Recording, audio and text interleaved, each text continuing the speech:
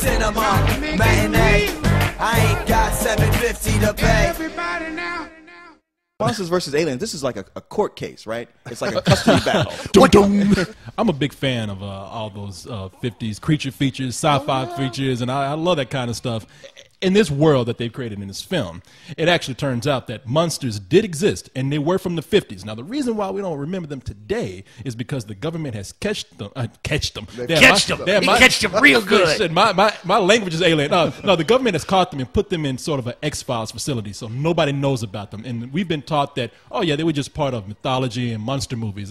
We have a creature, the Black Lagoon. The missing link is Will Arnett. Bob, who is Blob, is Seth Rogen. And then we have, what is it, the Hugh Laurie, the takeoff of the fly, yeah, which is the cockroach. The movie introduces us to, we never thought of her as a monster, but as the, 50-foot woman. That, How do you not think of a 50-foot woman as a monster? Now, hold on. I mean, a 5-foot woman is a monster, let alone 50-foot. There were some serious copyright issues with that. So she is not the 50-foot woman. She's the 49-foot, 11 3/4 inch woman. That was Reese Witherspoon, That was right? Reese Witherspoon. Yeah, a 50-foot woman is a dream to me. I would put on my miner's hat and I would be all up in there. Yeah, you would have to literally. You would be the little man in the canoe. That's true. Yeah, no. Sex would be your birth. Yeah, forget the condoms. Get me a wetsuit. But when an alien invasion happens, that's when the general, now that was Kiefer Sutherland. Monger. W.R. Monger, voiced by Kiefer Sutherland, who I thought was really great in that role. He was. No, he comes out and he says, hey, we tried missiles, we tried guns, we tried everything. It's time for monsters. And so they said, monsters, you can defeat these aliens.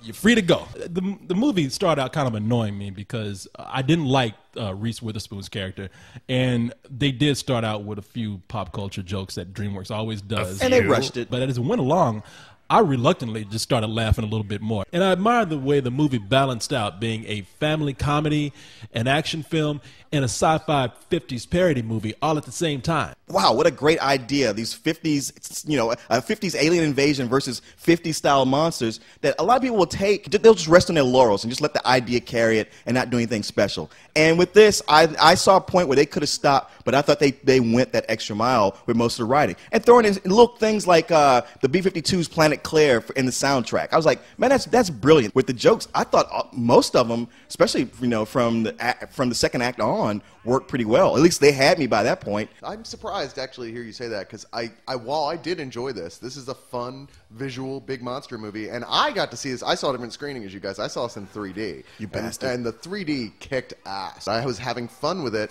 but I really very rarely laughed. Most of the jokes here really fell flat for me and were just too obvious. Like having Stephen Colbert as the president was like, I'm not going to go down in history as the president who was in office when the world came to an end, so somebody think of something and think of it fast. That is a good cup of joe. I only laughed one time during this movie. There was one joke that really made me laugh, and everything else, I smiled every now and again. It's not a bad movie. There wasn't any point where I'm like, God, this is awful. I was mildly entertained, but I was kind of bored. It never really sucked me in, and I never fell in love with it like I should, because this is so up my alley. Hello, these are some badass action sequences. That whole thing with the chase through San Francisco and the Golden Gate Bridge. I never said I was bored. I never said that. That was amazing. And the voice actors. It's a fun story to watch. The voice actors are decent. Rainn Wilson as the evil alien. Who, by the way, Galaxar, now I don't know if anybody else saw this, but Galaxar looked just like Barack Obama to me. If you look at his mouth, and he skipped the head in the blue color. Really? What the hell are you talking about? Let's go back to that racist thing you were saying. No shit, man. You're like a self-hating Jew. It's a shame you won't be around to see what the power of Quantonium can do in the tentacles of someone who knows how to use it. I know how to use it. Just don't bother. That force field is impenetrable. What the flagnot? It's a full price movie for me, and I thought it was going to be a matinee, but it really ratcheted up to full price about halfway. Wow.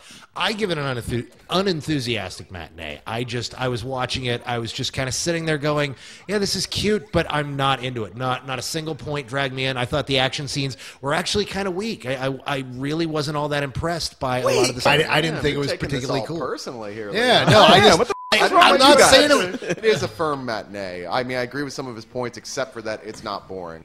When a movie starts out, very slow, and then it continues to build. And by the end of it, I'm laughing and I'm excited by what I see. That is a full-price movie to me.